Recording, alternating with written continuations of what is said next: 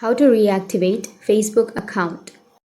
So if you want to reactivate your Facebook account, then what you need to do is you just need to simply open up your Facebook and go with the login page, or you can go with your browser and go with the Facebook login page.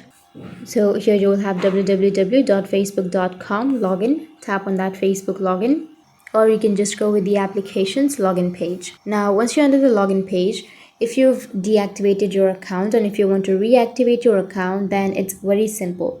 The only thing that you need to do is just log into your account with your previous mobile number and password, or email address or password. So just enter the mobile number or the email address of the account that you've deactivated, and after that enter the password and tap on login.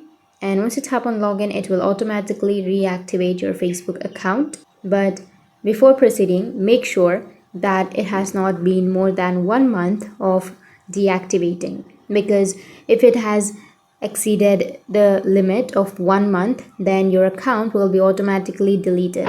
So make sure that you've not exceeded 1 month, and once you've logged in, then your account will be activated. So that's how you can reactivate your Facebook account.